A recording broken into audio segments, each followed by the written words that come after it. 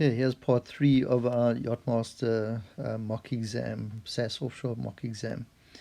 It's a little bit of a different one in that the question tells us we want to leave halfway between the first tidal stream, so we can only use half of the first tidal stream. So I first plot my course over ground, so that's from where I'm anchored to my waypoint, and that happens to work out to be about 14-15 miles. Not too serious, but what I now need to do is plot each of the tidal streams. So the first one is only a half an hour to here, the second one a full hour, the third one a full hour, and then I plot the fourth one a full hour. I then estimate my sort of water track, cutting it off using 2.5 hours for this leg over here, and I realize I'm still too short. I then go on and say, well, let me see if I use 3.5 hours while I end up overshooting. So I only need to use a portion of the last hour, and I do my sums here, and I work out that there's 66%, or you could say 2/3 of the last tidal stream. So I then take 2/3 of the last tidal stream over here, and I arc it off at my waypoint, and I end up getting a course to steer of 090 degrees, but they've asked me for a ship's compass one, so plus my 25 degrees of variation, and I end up with 115 degrees course to steer, because they've also told me there is no deviation. Now, how do I work out how long it's taken me? Well, my ETA is going to be 2.5 hours plus 2/3 of the last hour. So therefore, it's 2.5 hours plus, say, 40 minutes. And if I add that to my start time of 1000 hours, I end up with an ETA of 1310.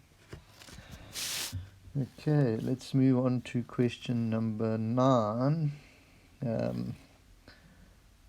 Okay, so here we're looking at a Dover crossing, and remember, this one is an interpretation of where you're going to find your tidal streams and things like that. So it's not like my answer is going to be 100% correct and compared to yours, but what the examiners are looking for here is all the information. So the first thing you've got to do is determine how far is it from the start to the end, and I got a 16 nautical miles. My boat speed is 8 knots, which means I'm going to need 7.5 tidal hours. I want to start at 8:30 in the morning, so basically I need to have my table.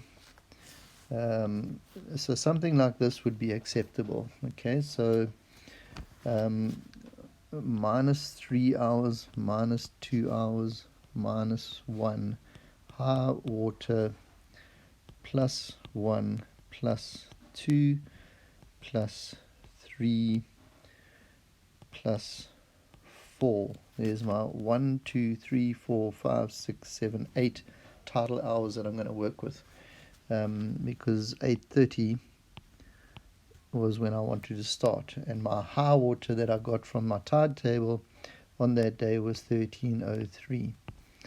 Okay, the next thing they want to see in your tables, I'm just going to put a few lines in over here.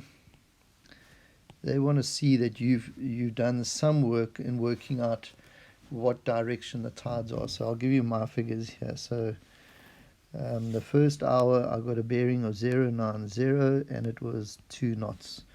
The second period was the same bearing, and it was 3.6 knots. Then I got, in the third period, 1.6 high water. I got 0, and then I moved across on the incoming tide. I ended up with a 270 at 1.6, 270, 3, 270 is the bearing, and the speed was 4.8, 270 direction, and 5.4, which means I ended up with 14.8 versus 7.2, therefore dominant drift of 270 at 7.6 knots.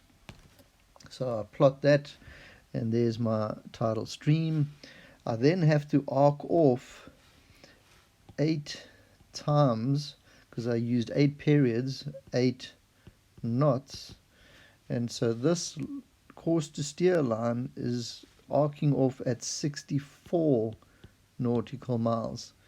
And based on that, I can see, well, I end up going much quicker than what I thought I would do, and I can then work out my ETA to, so I've got to do the sums over here. It's that same old distance, speed calculation, distance, speed, and time, and I worked out my ETA was going to be 1530, which was 8:30 plus 7 hours when I ended up with my time calculation here. The most important thing here is to give them a table like I've got on the right here, and to be able to do all these things. There's one extra step they've got before leeway and after leeway. So my course to steer that I ended up with before leeway was 207. After leeway I end up with 212. Yeah, I'm going to just cut it off there, and then I'll go on to the last question in a separate video.